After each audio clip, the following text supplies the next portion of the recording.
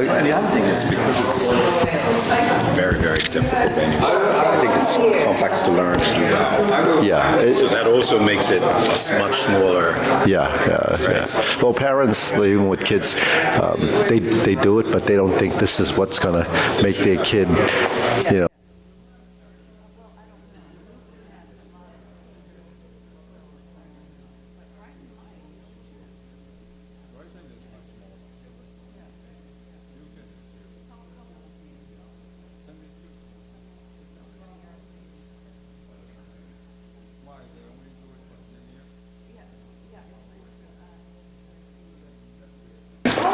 Testing. Okay, ready? We'll bow in. Hup. Okay, center. All right, ready? First exercise. Turning 1, 2, 3. 1, 2, 3. 1, 2, 3. 1, 2, 3. 1, 2, 3. 1, 2, 3. 1, 2, 3. 1, 2, and stop. To the side. 1, 2, 3. 1, 2, 3. 1, 2, 3. 1, 2, 3. 1, 2, 3. 1, 2, 3. 1, 2, 3. 1, 2, 3. 1, 2, 3. 1, 2, 3. 1, 2, and stop. Okay, center. Hands up. Reach down. 1, 2, 3. To your right. 2, 3. To your left. 2, 3. Center. Inhale. Exhale. Okay, hands up. Reach down. 1, 2, 3. To your right. 2, 3. To your left. 2, 3. Center. Inhale. Exhale. Okay, one more time. Hands up. Reach down. 1, 2, 3. To your right. 2, 3. To your left. 2, 3. Center. Inhale. Exhale. Okay, hands on your waist. Circular movements. 1, 2, 3, 4, 5, 6, 7, 8, 9, 10. 1, 2. Reverse. 1, 2, 3, 4, 5, 6, 7, 8, 9, 10. 1, 2. Center cross. Knees. 1, 2, 3, 4, 5, 6, 7, 8, 9, 10. 1, 2. Reverse. 1, 2, 3, 4, 5, 6, 7, 8, 9, 10, 1, 2. Center, hinge on your waist, neck turning.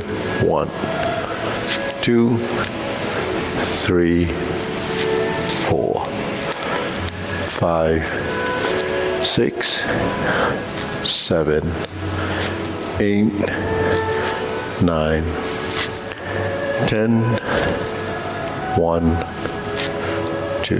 Center, back and forth. 1, 2, 3, 4, 5, 6, 7, 8, 9, 10. 1, 2. Center, tilt to the side. 1, 2, 3, 4, 5, 6, 7, 8, 9, 10, 1, 2. Center, down, circular movements. 1, 2, 3. Reverse. 1, 2, 3. Center. Inhale. Exhale. Inhale. Exhale. Inhale. Exhale. Okay, spread your feet. Turning.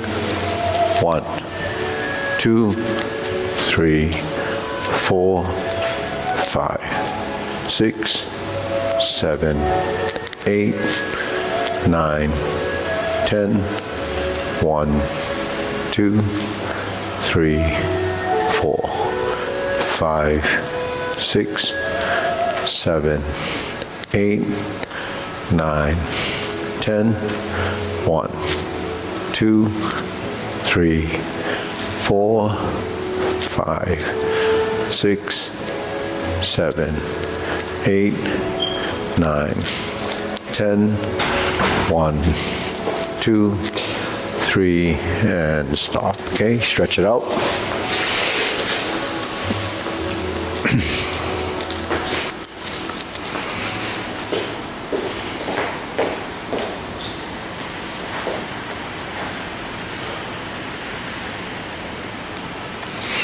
Switch.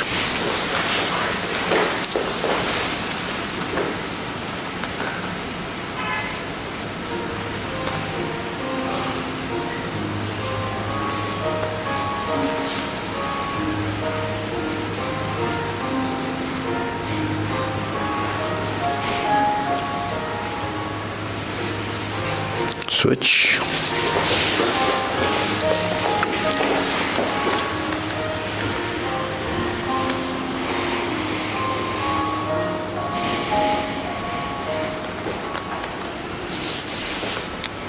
Switch.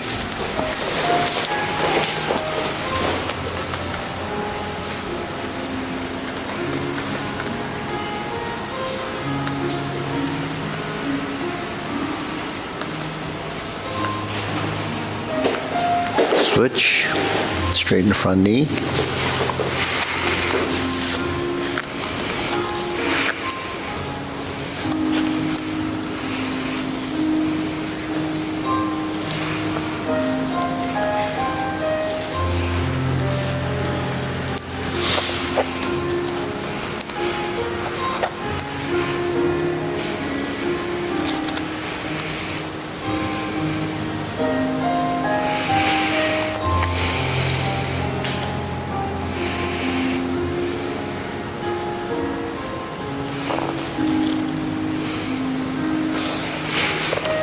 Switch.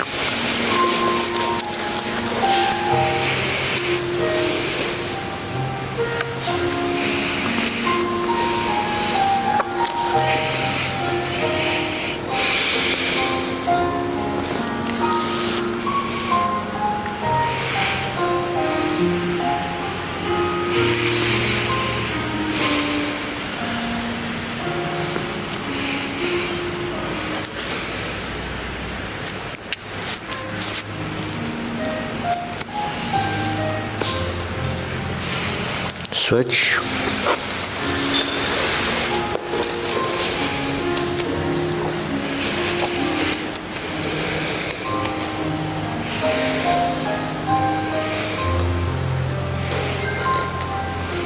Switch.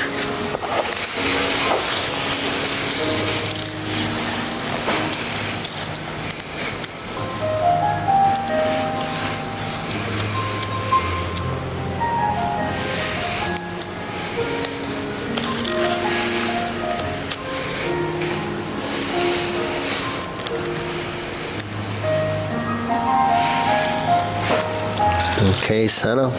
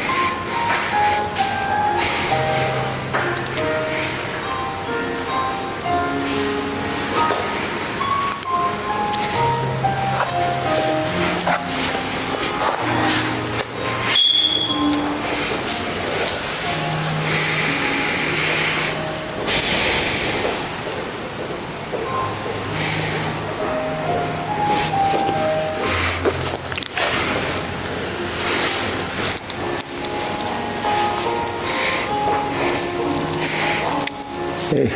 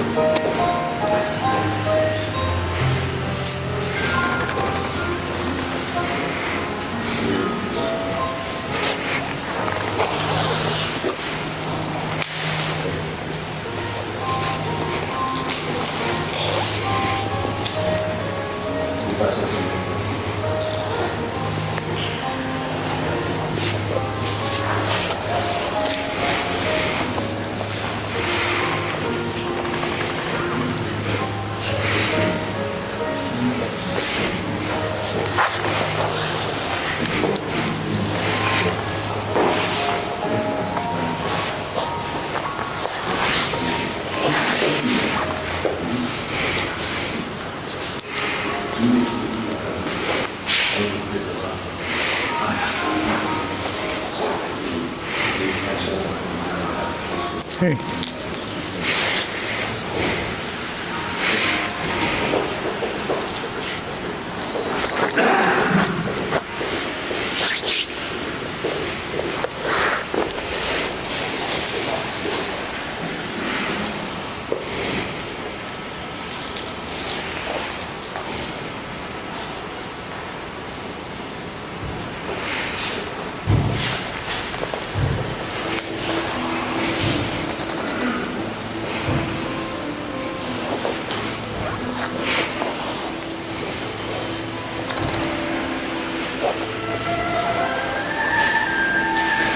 Okay, shake it out.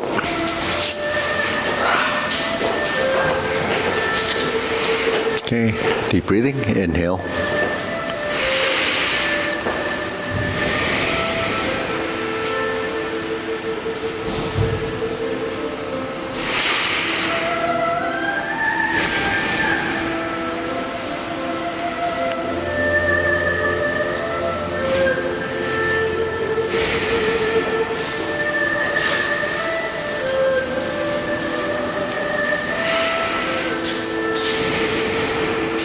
Okay, shoulder roll.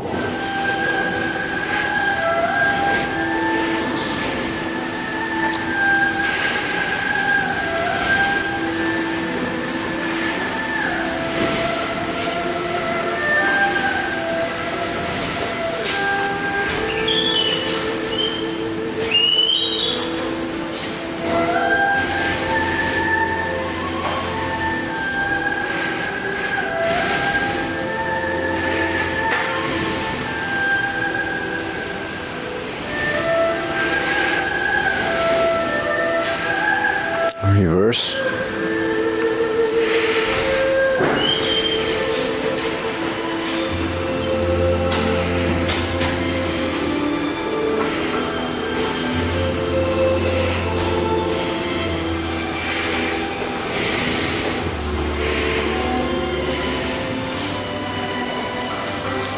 Okay, up.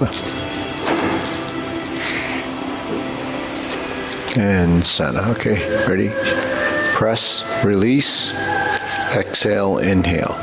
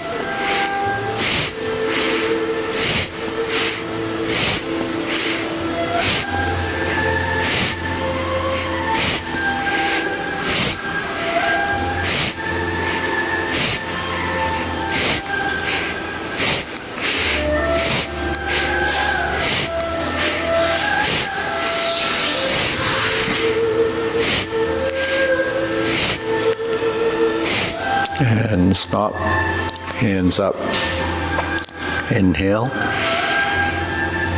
exhale, inhale, exhale, inhale, exhale. Okay, elbows and knees.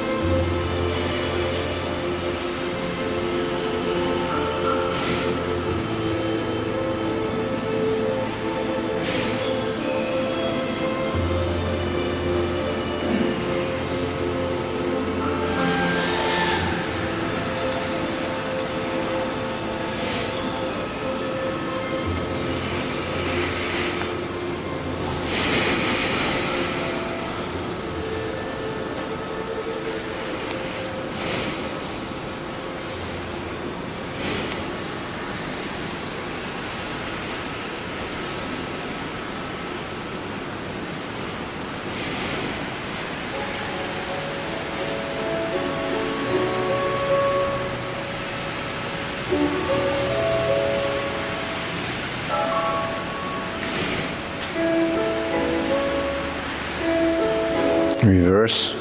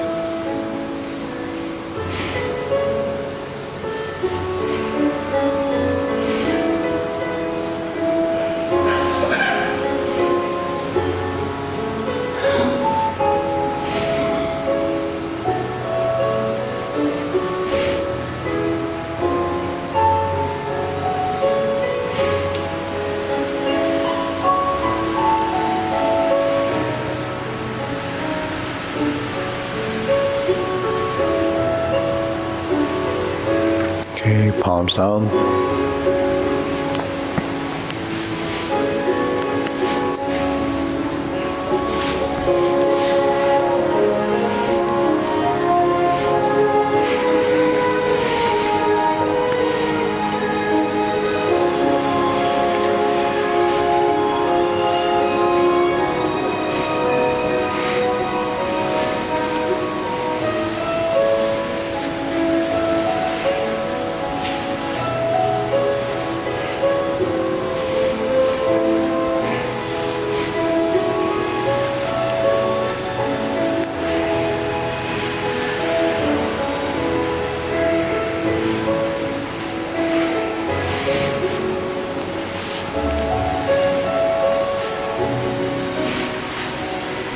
And center. Okay, side to side.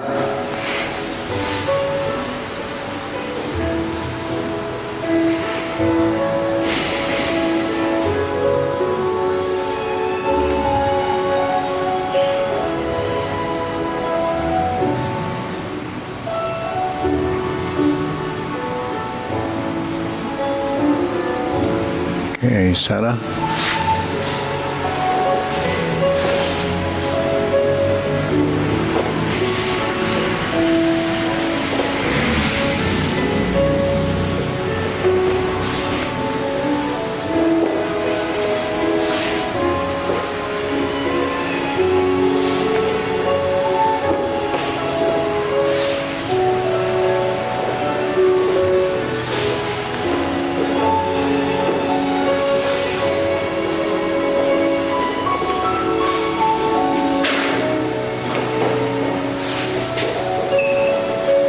Okay, insert needle. And down.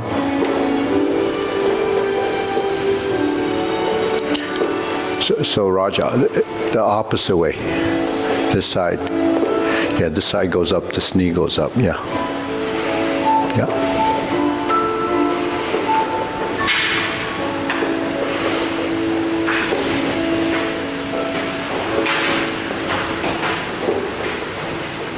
Switch.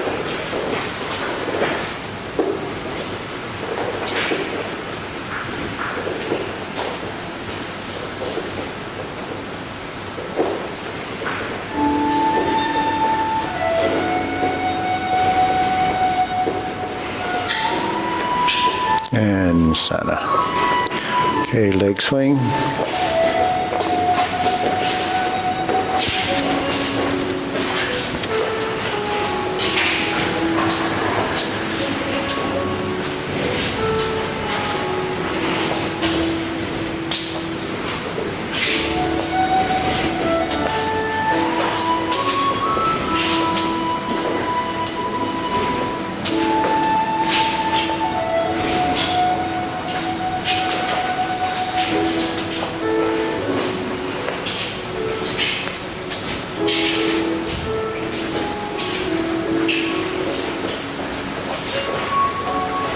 Okay, center switch.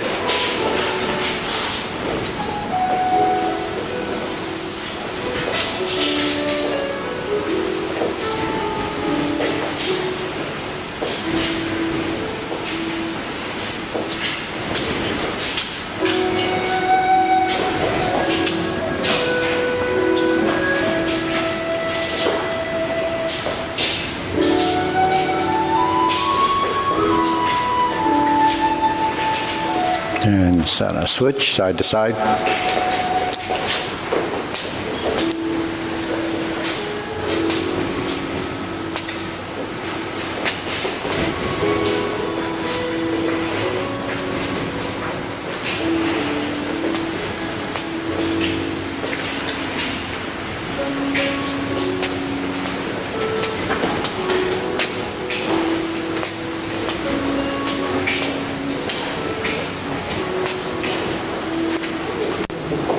And switch.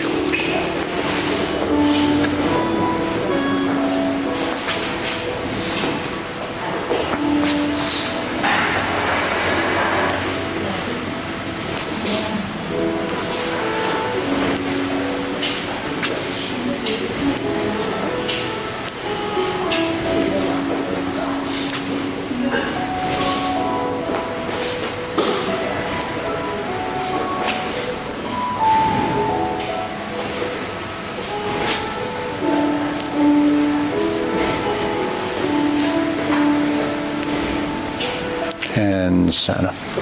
Okay, deep breathing, inhale.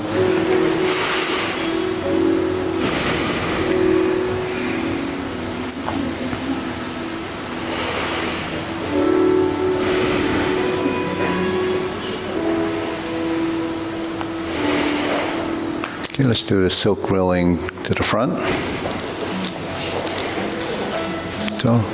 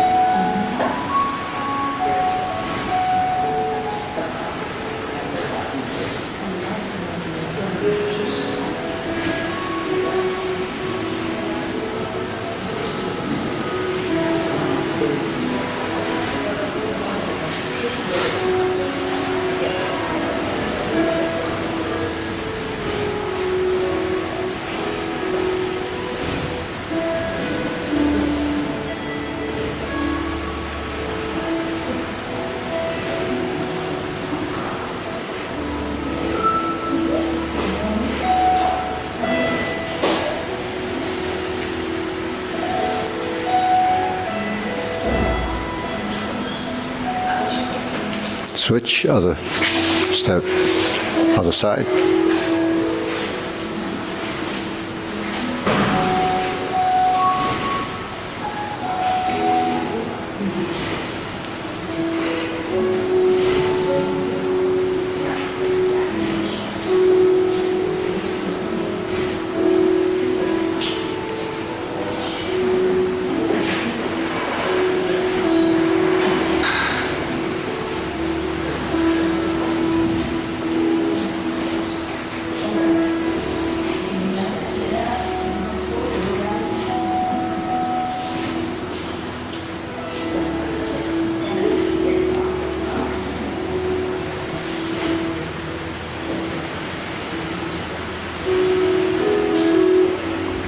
Okay, Sana, step up, cross, open, close.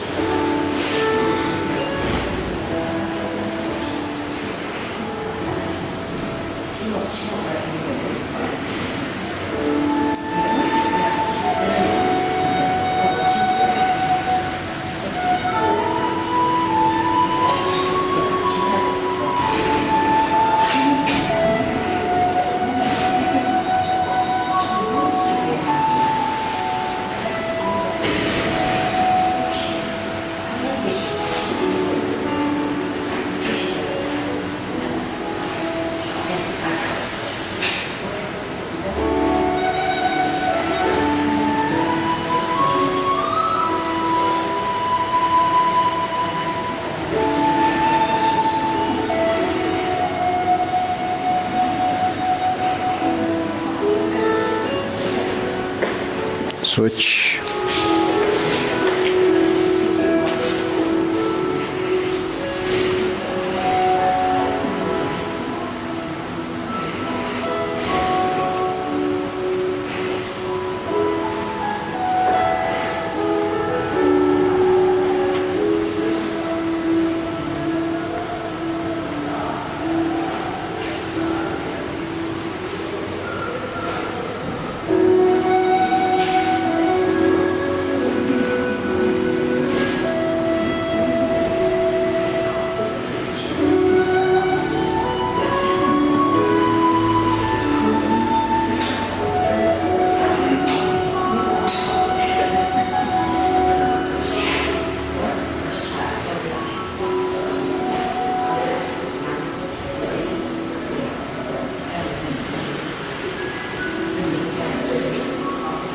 Okay, Sana.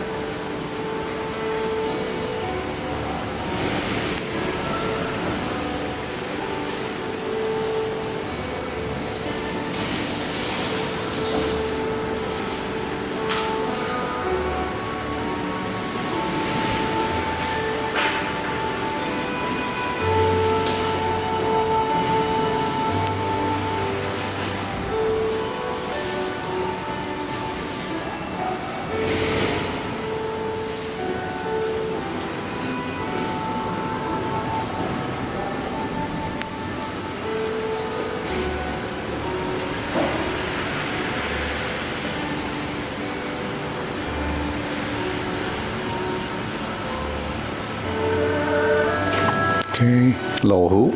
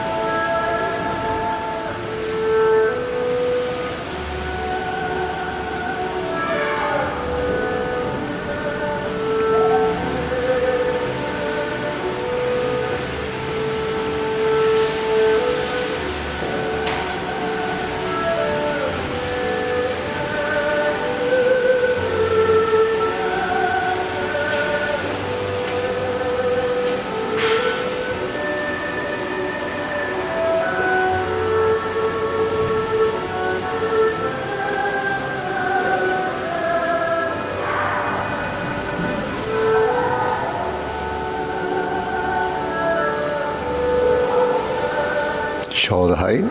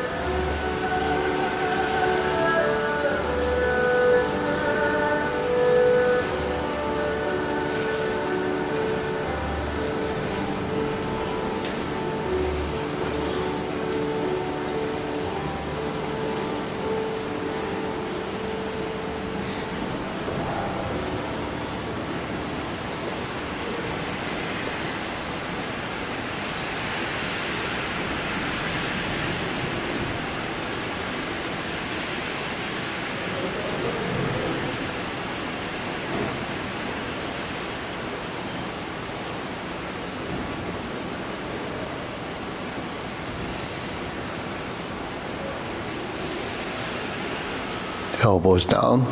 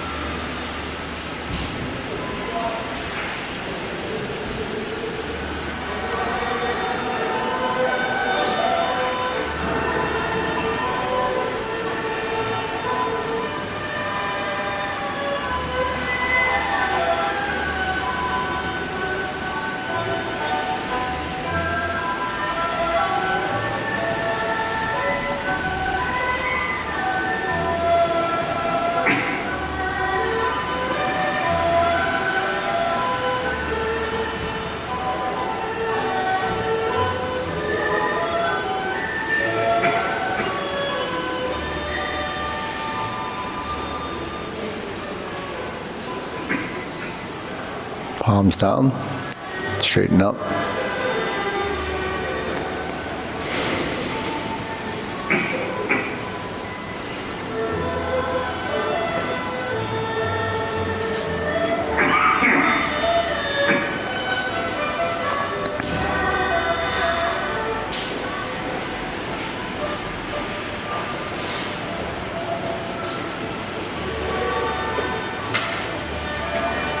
Okay, thrust down, fingertips pointing down.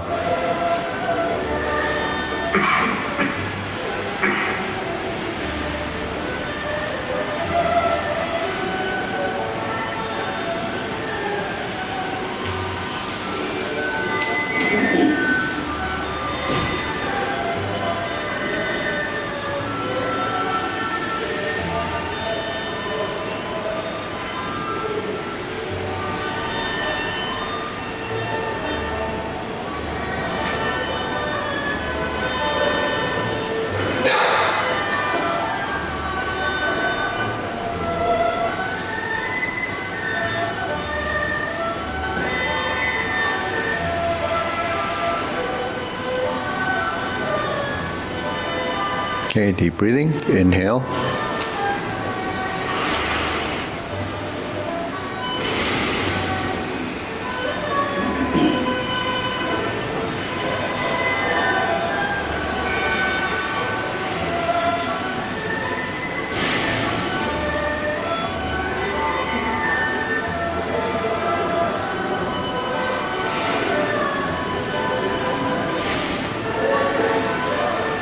Okay, diagonal flying.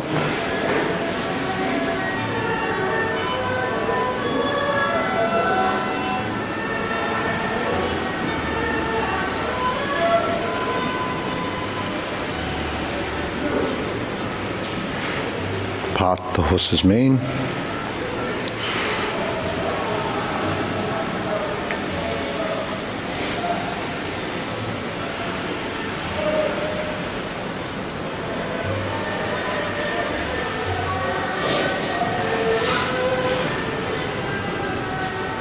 Diagonal flying.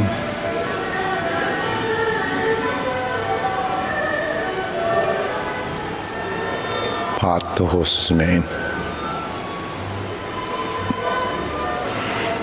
Okay, so I'm just trying to differentiate between the two. Does everyone know the difference between the two? It's just a posture and a positioning. So diagonal flying is more angular. Typically it comes from the shoulder, hip angle, slanting up, so sometimes it's called slant diagonally. So the elbow points to the knee. So if it's over here, your shoulder is too wide. If it's in front of you, then the shoulder, so it's all joint angle positioning. Now part the horse's mane, and this is a stylistic difference in different styles, but this is part the horse's mane. It's about, so this gapping is wider, meaning the armpit position, and it's more rounded, and it opens from the back as you turn your body. And it seems like you're using the backside, the shoulder, and then spreading. So that's more part the horse's mane. Now if you do the 24 movement, the part the horse's mane is like this. It's more of a leaning position in the 24. But they're all part the horse's mane. Okay, now the diagonal flying on this side. So this is the angular position typically when your arms are parallel like this, shoulder to hip, and then it slants up on the diagonal. And then ends up with this angular position here rather than open position in part the horse's mane. So to differentiate between the two motions, you create it by part the horse's mane by leaning with the shoulder and then expanding from the back and finishing in this position. If you're in hold the ball position and you want to go to the diagonal, you usually relax the shoulder and then begin to slant up. So the setup for each posture is important so that when you set up, you can direct the movement directionally correctly. So, but first, you know, when we first learned this, so we learned the name, we kind of recognize it, but then, you know, you go through the form, but till you actually embody it, then you can start to make those changes. So part the horse's mane is typically like this. If we go from, say, diagonal flying to part the horse's mane, when we step up, when we go to a neutral position, then we have a stroke down before we hold the ball and part the horse's mane. Now in long form, you have part the horse's mane, and then you have a second one that cycles over. So now you just have to create the hold the ball position and then just open it up again. Okay, so if you were doing it twice, you could start off in the vertical line, draw down, part the horse's mane, and then cap it off the second time by just maneuvering the body and set up your part the horse's mane. So it's a transition. More important during the application of the technique. But when you stroke down like this, you're capturing the arm from the top and you're splitting up like this as a technique. So when you visualize the motion, then you begin to see, you know, how that movement can be interpreted. So when the hands are like this, yeah. So if his hand reached in here and my hand came down, that would be how I would be intercepting. And then holding the ball would be, I'm withdrawing, I'm sitting back, and then I'm turning, and then this spreads up. like this. If it's diagonal flying, it would come up like this. If it's part the horse's mane, I might come around like this and then be in this position, and then it comes in, depending on how close you are to the person. But if you're moving in like this, and then I'm coming in like this, then you're using the body like this. So even though the hand is out there, it's this movement that actually creates the motion. So the body, so the leg to here is the connection of the force. So postures actually are creating directional forces, manipulating your body in a position. So you just can't do this. It has to be through a position where the body, so now this is stable or maintained, and because you're holding, and then this becomes the action. So that's what passive active action is, because the passive side is sustaining a position. It's here, but then when you move, actually, the body is sending the force to the body from the sole of your foot. So that's part the horse's mane. Okay, cloud hands.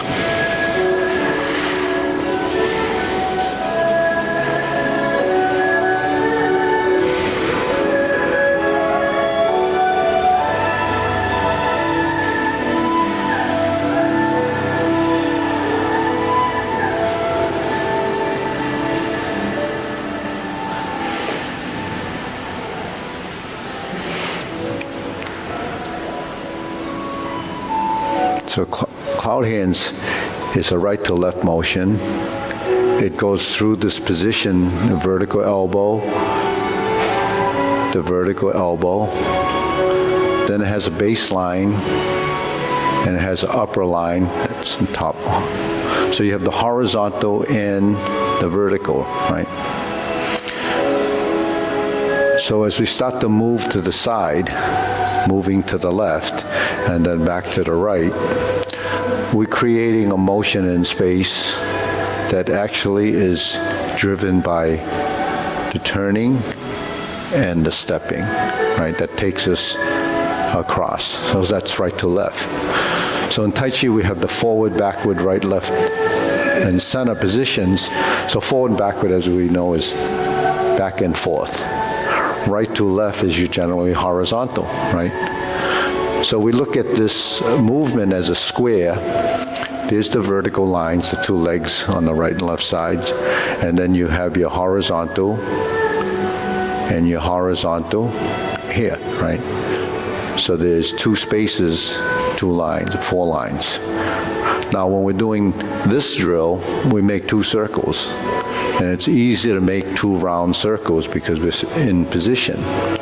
But once you start to move and you drive it as if it was a square, then the lower positions or the horizontal lines are driven or by the turning and the moving of the feet.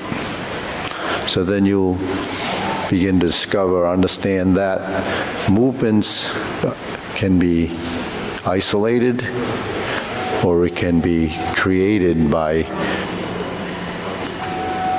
a component that makes the hand movement passive. So if my hand is here and I'm going across like this, actually my hand does nothing other than find this position while it's driven by my rotation of the spine and the movement of the feet. And then we have this up and down position where you have to step and you do the toe heel position as you transition across to control your substantial and insubstantial, your weighting and unweighting, one leg at a time, manipulating the hip so that it pivots, and then your pelvis follows by rotating. So the 2 hip joints are actually working in conjunction and working to be compatible. So when one opens, the other closes. And the opposite applies, vice versa, goes this way. And then you have your up and down with the arms. And then you have the right, left from the body. So then the up and down that we have that goes like this becomes this.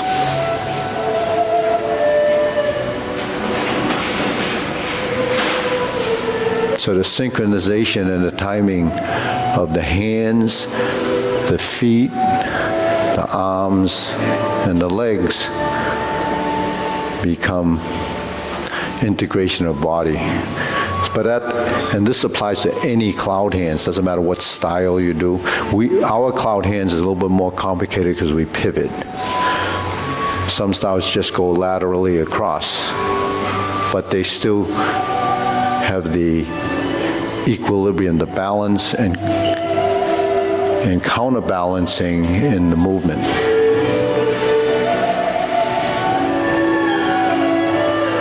So the counterbalancing is something we don't recognize if the body is stiff.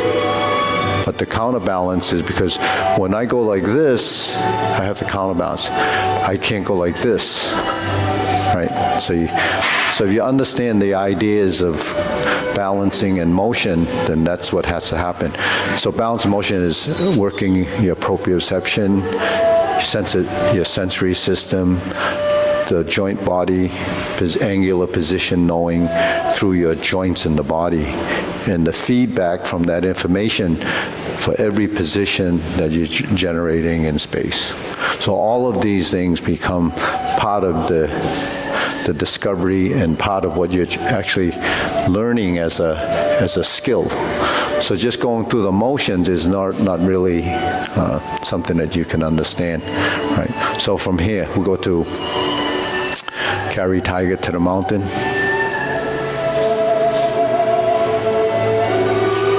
So what do you get out of this? It's our upper hoop, lower hoop, center hoop, cross. This is actually stork flaps wings, right, as a position. Sternum, use your solar plexus, the cross position, and lower.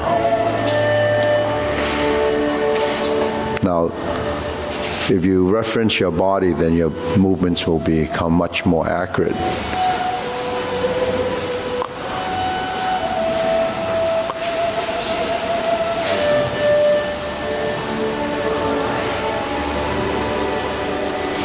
So why do we do these over and over again? For the geometry of position, right? The infinity sign.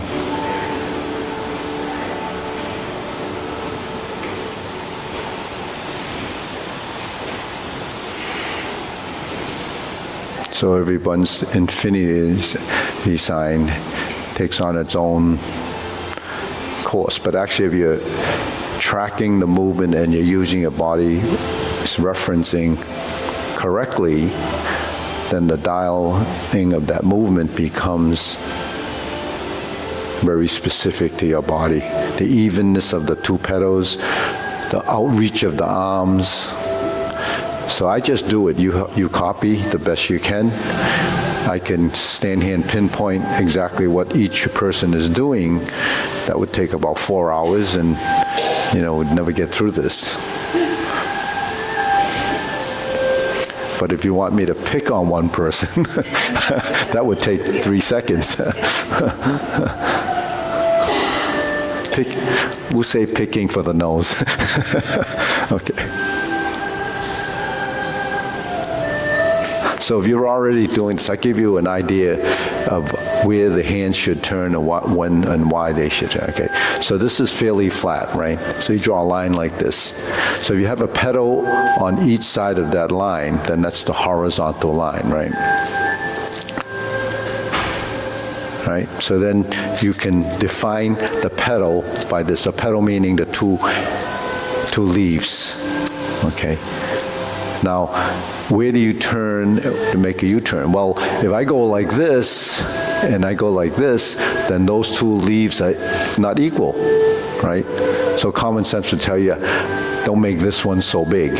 If you make that one so big, then that's on you. You do that if you want to do that. But if you want the pedals to be even, you have to turn out, and then where the elbow shifts and turns should be your U-turn should be just timed so the fingertips don't crash. And then when you sink your elbow, now you're involving sinking the elbow and relaxing the shoulder. So when you first learn this, you just wave the hands and it's like this. Maybe more like a conductor than a figure eight, okay? So when we're like this and you sink your elbow and you rise and you fall, and where does that happen? It happens when you make the turnover right there, right? That's where your 45-degree line is when you're like this, right? So when you learn single whip and you extend your arms and you drop your elbow, there's your 45-degree line. So if you go out and you drop, then you would be passing through a position like that. So if you can't find those positions, then the body doesn't recognize it. So those are the kind of little things that makes a difference between accuracy and inaccuracy, but it's so many things that you have to actually do it till you recognize. Now, what's the difference between this and this? So Roger, any difference between this and this? That's more stable. Huh? That's more stable. This is more stable, and this, right? Okay. So why is this different? It's because of my shoulder. My shoulder and this hand are opposite each other. That's a straight angle. Those are 45-degree angles. So that means the shoulder is cupped. So when we lift the hands up like this, we drop the elbows and go 45 degrees and turn the palms out and push out. Our hands are in the corners, right? If I go like this, pull it to here, turn it out and push like that, my shoulders are pulled back. So in Tai Chi, we don't pull back the shoulders. We sink the shoulders and we cup them to round the back and hollow the chest. So these principles, you know, are in books, not the angular positions, the hollowing of the chest. They don't tell you that there's an angular position because maybe they didn't even know when they wrote the book. But the thing is, when you hollow the chest and you're in this position, there's a 45-degree position. And it so happens if you're in the horse stance and you're in the 45-degree position, your elbows will line up with your knees. If I pull my shoulders back, where do the elbows fall? They fall somewhere in here. And because they fall somewhere in there, and a strengthened position, when the elbows are here, your center of mass is going backwards behind you. So when you pull your hands back like this, your tendency is to fall backwards. When your hands are here and you're here, your center of mass is in this here, dropping down into here, and you won't fall forward unless you go here, right? Then you fall forward. So that's a balanced posture. But can we discover that without being told it? Possibly that you're feeling balanced, but if you understand the concept and the principle that supports that position, then eventually your body starts to understand. That's the intelligent body, and you develop intuition of where your body is in space to recognize.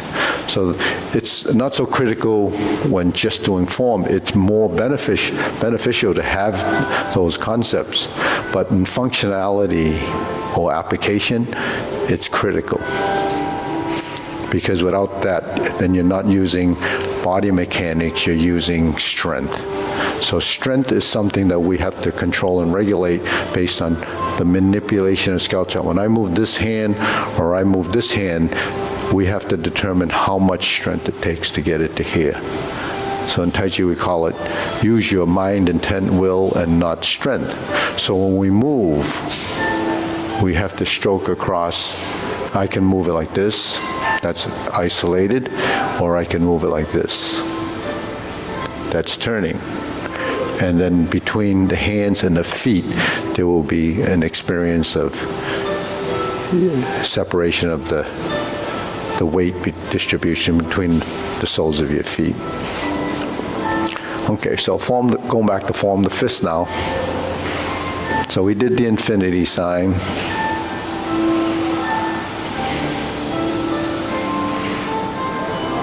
Okay, so that's making the fist. You form the fist. And then the next movement is strum the lute.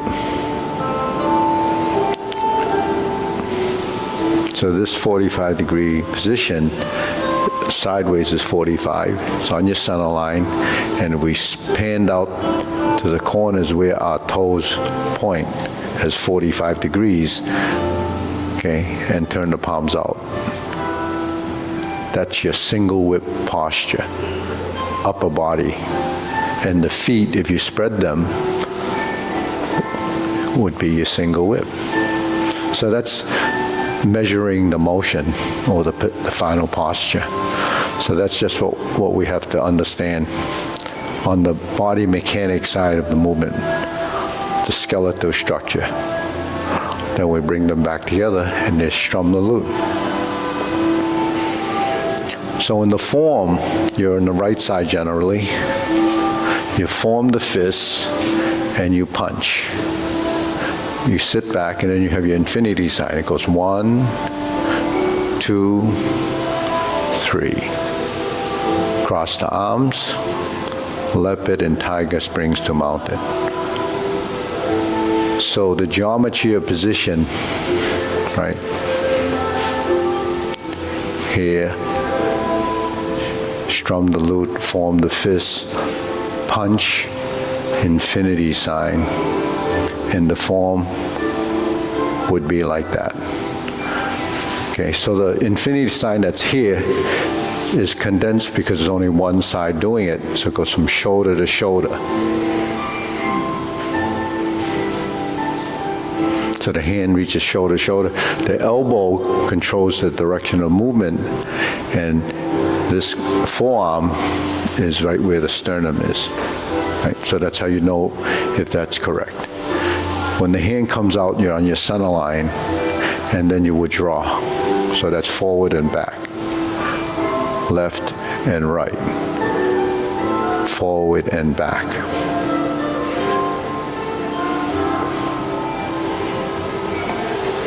So while we know all this, it doesn't happen in the body when you're moving because your body doesn't know it. So while you think you know it here, because everyone knows what cross-arm position is and is lined up with the shoulders. But when you're in transition and you move and you turn the body, can you find the positions while you're in motion? The consistency of the motion really comes from the wiring of your system.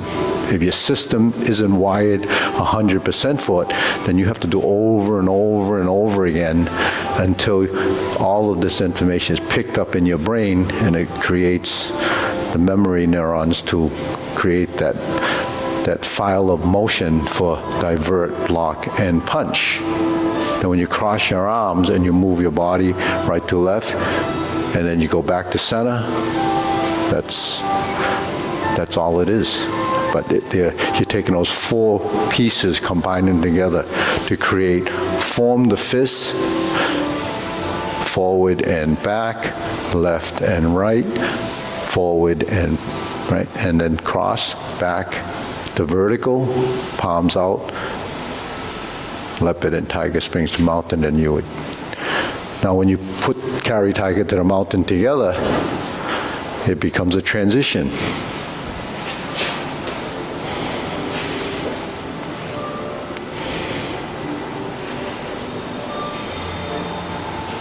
That's tied to your legs now and your torso. So, but the geometry of position from here to the lower hoop, the upper hoop, to this position looks like stork flaps wings, and you sink your elbows. If you're going to the right, it would be like this. If you're going to the left in the rear side, it would be this, and you have stork flaps wings. Okay, so now you get an idea why all these fundamentals are so critical to develop accuracy of movement. So, but we better get to the form before. So that just gives you, something to think about. Okay, ready? We'll do the short form and then we'll pick up the long form.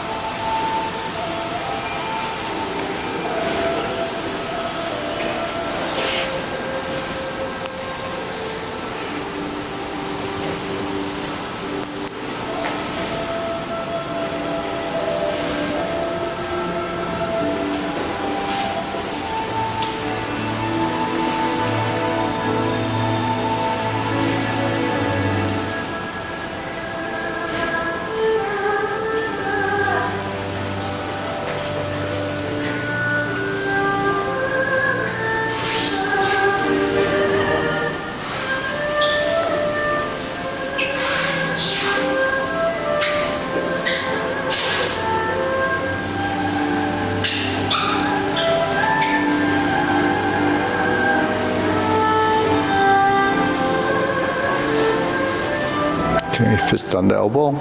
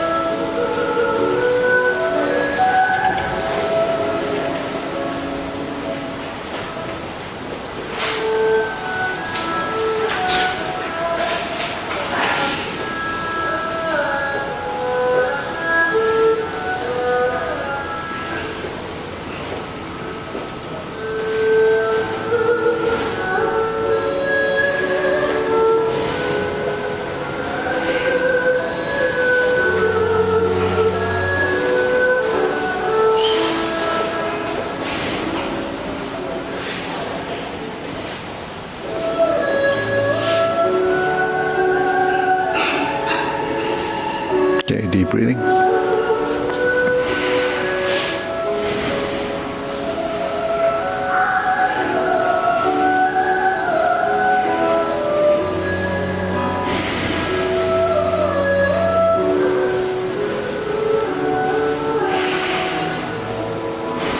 So the long form up to the first set of cloud hands, everyone is practically all in the paradigm. But so from the kicks onto the end, we do it one time. It covers all the parts of the long form, except you just did it once. So do it from the kicks, okay? So we start here.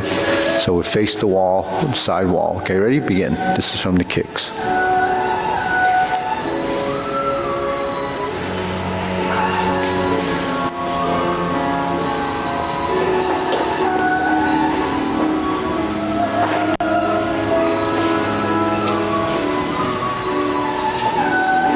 Turn, heel kick.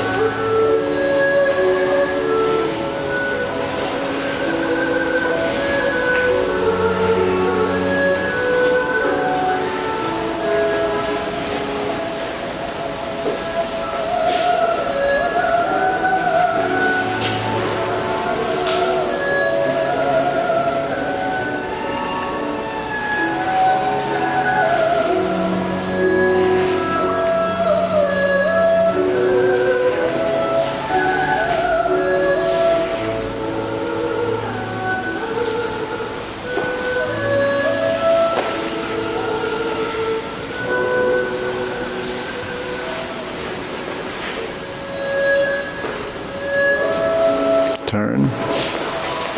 Flip your hands over.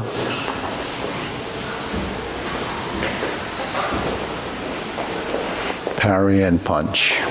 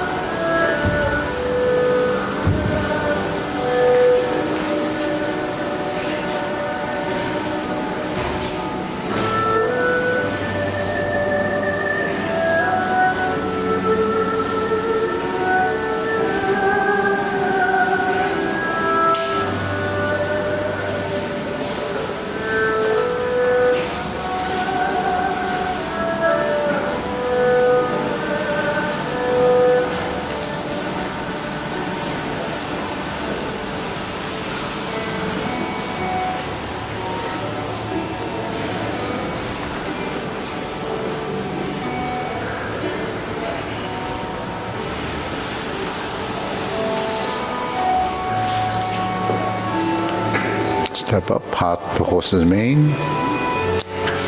Step up, 2 more. Do it.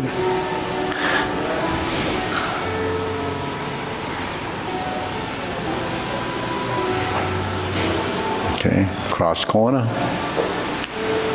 Jade lady work shuttle.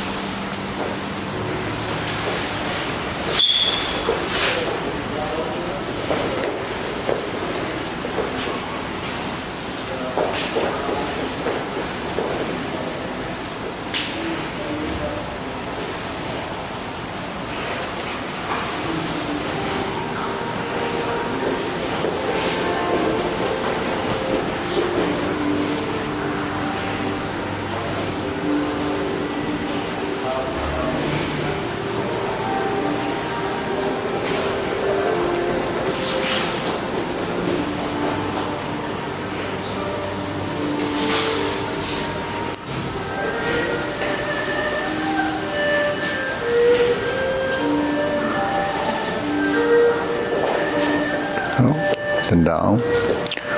Hold the ball, shift.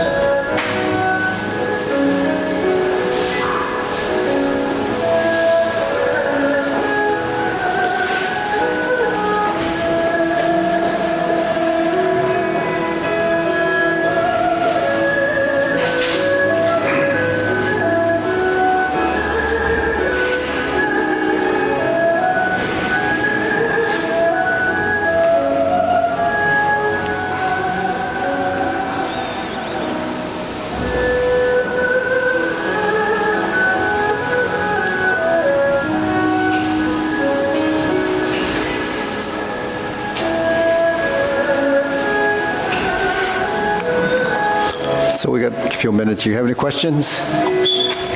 Anyone have any questions? So when I was learning, I call it a traditional teacher, old school teaching. I can't say an old teacher because I'm an old teacher. Old school. Because when they learned, it was very hard to get information from the teachers before them because they really never handed everything to you on a silver platter. You had they give you an inkling of what they think you should know, and they expect you to kind of go through the process and the discovery and, find out, because it wasn't such a commercial thing, right? It's more about cultivation. So he told me, Tai Chi is not your hands, it's your body. That's all he would tell you.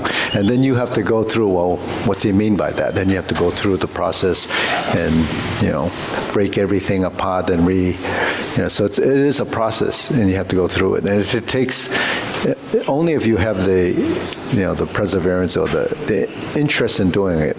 So it was my interest and it was my quest to find out what they're talking about. So my whole life has been a struggle trying to understand what we're talking about. Do you think that you learn it better if somebody doesn't learn it to you and you have to figure it out yourself? Yeah, you can embody it better. Your understanding becomes real. Because when you're told it, it doesn't mean you'll practice it. Because, it's sort of like, studying for an exam or taking these courses that's going to help improve your score. I was mentioning that to one of the parents that I said, you could take all these college prep things and then you do the exam while you're in the room, and then they give you all this homework, and if you don't do it, you don't get anything out. So it's like learning this form. You have to spend more time doing it if you have that interest, because if you don't do it, it's not the intellectual memory that everybody thinks, because anybody here has an intelligence, and some people have their specialties, but this is unique. So if it's unique and you don't understand it or you don't know it, you have to go through the process of knowing it. But the body memory is completely different, because it does still build a second set of memory engrams, they're called. And those engrams that are built is a group of neurons for those specific ideas and movement. And when you do it, it learns it, and your brain wants to save it because it knows that it's something that's important. So then it goes through the process, and then that memory engram evolves based on how your mind is evolving, your understanding evolves. So it gets deeper and it becomes more complex, and it just doesn't stop. And this is something that long-term practitioners, even though they're not thinking along that line, that there's something else to discover while you're doing it. So it doesn't end, but that's where the brain plasticity really comes in. All this stuff they talk about today is even all the bad stuff we eat and so forth. It's all coming to a head now because of the health and issues in the country. Obesity is one of the big things. I mean, it's very simple that, other than unless you have an illness, why people are so obese. It's because you're taught to eat 3 meals a day, and then you don't do anything. You don't exercise.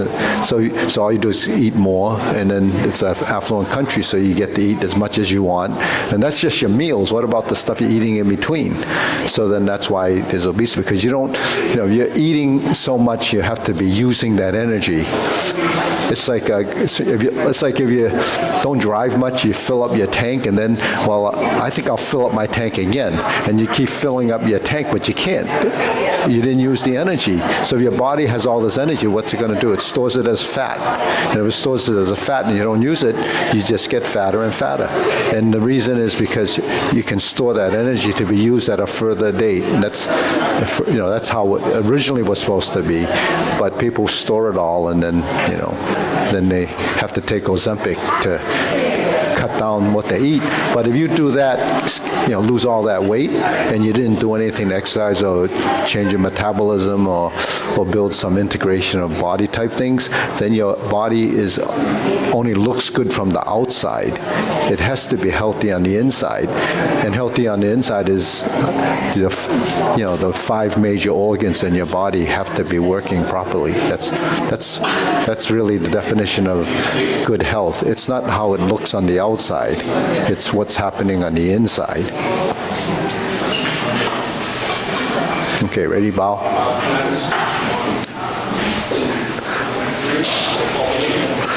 So,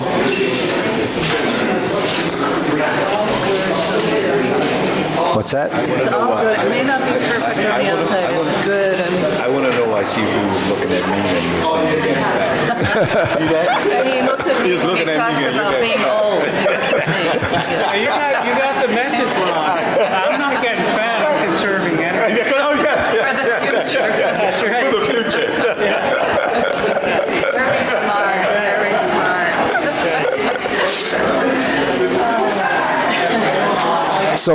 So can we borrow some? Yes, exactly. You can have some of mine. He's going to be selling that stuff. He's going to. Right. That's capitalism. You can pack your fat and let it